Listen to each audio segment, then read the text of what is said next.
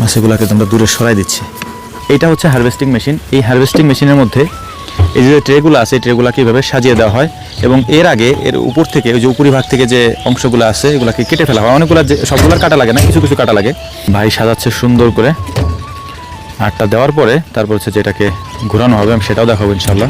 ভেতরে এমনি গরম, হ্যাঁ, দুই চাকের মাঝখানে হাত দিলে গরম। এইটা মূলত অনেক বেশি জোরে ঘুরাইতে হয়।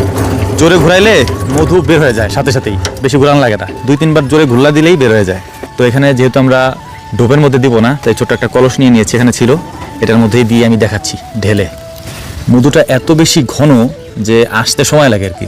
হ্যাঁ, এটা কিন্তু এভাবে যায় না, এটাকে পরবর্তীতে ছেঁকা হয়, যে কারণে আমরা আলাদা একটা পাত্রে নিয়ে নিয়েছি। প্রচুর পরিমাণে ঘন মধু, প্রথমবারের মধু তো, যে কারণে বেশি ঘন।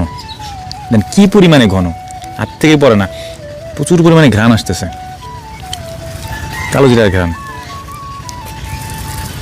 বিসমিল্লাহ। কি ঘন, মাশাআল্লাহ। এই যে মধুটা দেখতে পাচ্ছেন, আমাদের ক্ষেত্রে এই মধুর আলাদা কোনো প্রসেস নাই। যতটুকু আমি আপনাদেরকে এখন দেখাইলাম, আমাদের ওখানে যাওয়ার পরে আমরা এখান থেকে যখন নিয়ে যাই তখন আলাদা কোনো প্রসেস করা হয় না। এই প্রসেসটাই গুটকি লাগায় আপনাদের কাছে আমরা পাঠাই দিই। এটা আলাদা কোনো প্রসেস নাই আর, মানে কোনো ধরনের কেমিক্যাল দেওয়া, তারপর হচ্ছে যে কোনো ধরনের ওই যে কী বলে এটাকে, অনেকে এটাকে হিট দিয়ে তারপর এটা থেকে পানি নিষ্কাশন করে, আমরা কিছুই করি না। আমরা এভাবে নিয়ে তারপর হচ্ছে যে শুধুমাত্র বোতলে ভরে প্যাকেট করে পাঠিয়ে দিই। আপনাদেরকে ইন্টারেস্টিং কিছু জিনিস দেখাই। আমার হাতে যে ট্রেটা দেখতে পাচ্ছেন, এটা হচ্ছে মৌমাছির ট্রে। এখন এখানে কার কি কাজ সেটা আমি আপনাদেরকে একটু দেখাচ্ছি। এই যে মুখ বন্ধ করা যে জায়গাগুলো আছে, এগুলো হচ্ছে সব পুরুষ মৌমাছির চেম্বার।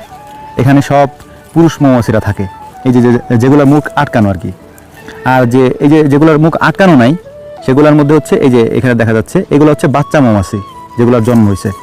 এই যে এখানে বড় একটা ইয়া আছে, চেম্বার আছে, এটা হচ্ছে রানী মৌমাছির। রানী মৌমাছির চেম্বারটা বড় থাকে।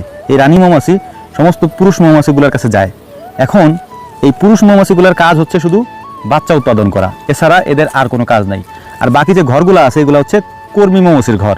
এরা শুধু কাজ করে, এরা মধু আহরণ করে এবং এই জায়গাগুলোর ভিতরে আইনে ঢুকে রাখে। এই যে ওরা রাখতেছে এখানে, হ্যাঁ, কাজ করে আসে ওরা মধুটা এই গর্তের ভিতরে ঢুকে ওরা চলে যাবে এখান থেকে, আবার যে মধু নিয়ে আসবে। আর রানীর কাজ হচ্ছে বংশ বিস্তার করা। ও একদিনে প্রায় 2000 থেকে 3000-এর মতো ডিম দেয়। এই ডিম থেকে বাচ্চা ফুটে, এই বাচ্চাগুলোই ছোট ছোট চেম্বারগুলোর ভিতরে থাকে। এইটাই হচ্ছে পুরো ট্রের কাজ। হ্যাঁ, এটা বড় যে চাক হয় বা প্রাকৃতিক যে চাক হয়, সেখানে ওই সেমি